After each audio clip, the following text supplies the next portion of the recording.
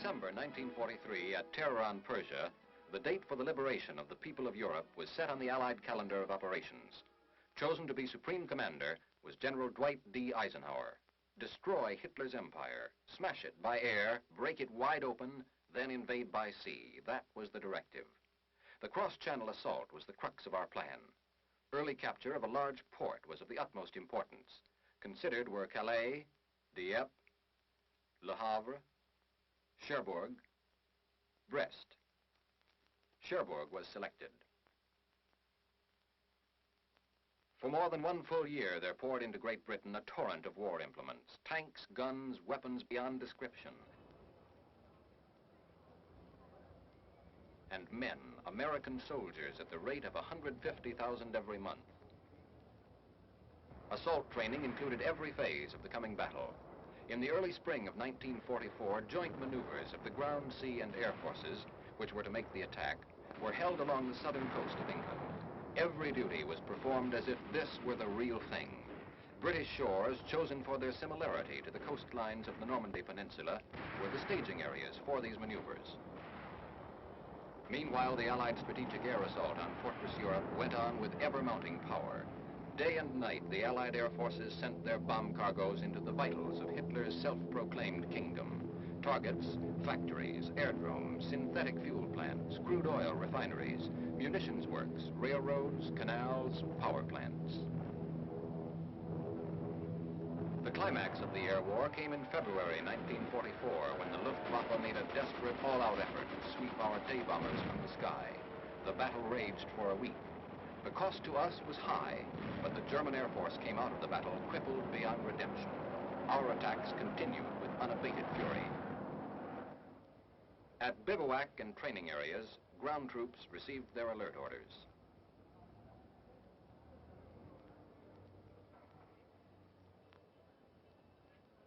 Men and equipment started to move. 65,000 men and 7,600 vehicles from bivouac areas all over Great Britain were moved to marshalling areas in southern England without a hitch. Highways were kept clear of all civilian traffic during this period. Rumor that the great invasion was at last underway flew through the length and breadth of Great Britain.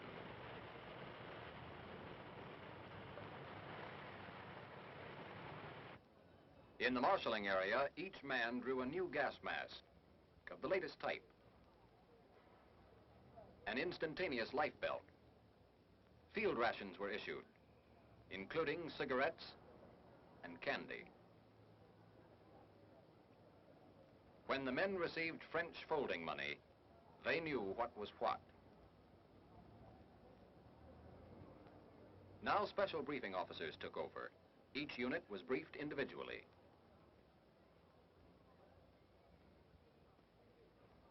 The movement of the initial invasion task force from the marshalling areas to the embarkation points in southeastern England began on 30 May 1944. The timetable called for all troops, vehicles, and supplies to be aboard their transports within 5 days. This transportation and embarkation schedule, so vital to the whole invasion plan, required the closest possible coordination of times of departure and arrival. The operation was executed with expert skill and efficiency. Morale was high. Toughened, skilled, easy under discipline, our men knew they were ready.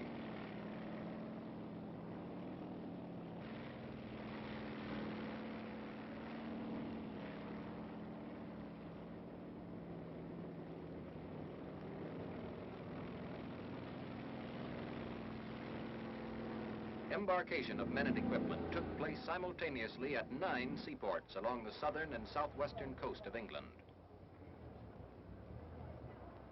All vehicles and tanks were loaded backwards on LSTs and LCIs. Concrete and cobblestone embarkation lanes known as hards had been constructed to speed loading. All vehicles embarked with gas tanks filled and sufficient extra gas for 150 miles. And the foot soldier was on time and in place.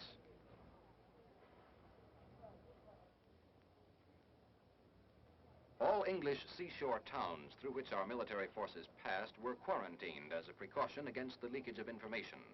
Had the Luftwaffe commanded the skies at this juncture, it could have inflicted great damage to our men and ships, concentrated as they were in this relatively small area. Each man carried one K and one D ration. No extra clothing or barracks bags on this trip. General Eisenhower said of these men, "There is no question at all as to the readiness of the troops. They are well trained, fit, and impatient to get the job started and completed." These small assault boats ran a continuous shuttle service from the hards and docks to the transports lying at anchor in the harbor.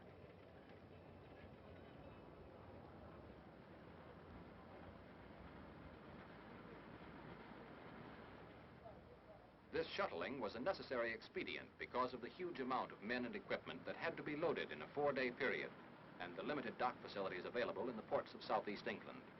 But every factor in this vast transportation problem had been envisaged and worked out in advance. The arithmetic of logistics, however, could not have clicked without the spirit of frictionless teamwork which prevailed among the staffs and men of the Army and Navy. The job was everybody's job: Army, Navy, Air Force.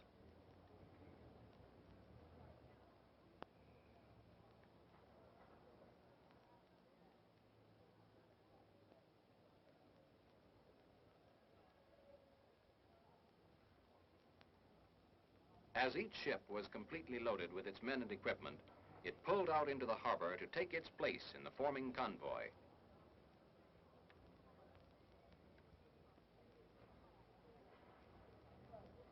Aboard ship, the men sweated out the hours of waiting, each in his own way.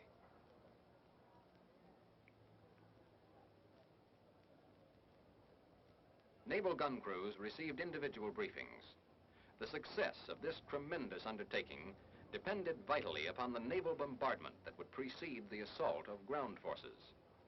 Troop units rehearsed their objectives from D-Day to D+3. Everything known about the enemy's defenses was thoroughly analyzed by officers and men. Preventive maintenance service of arms and equipment was highly stressed in all branches of our military forces. An important problem was how to prevent guns and equipment from becoming fouled by salt water and sand. On 4 June, with the convoys fully loaded and ready to sail, the weather forecast for D-Day caused grave concern.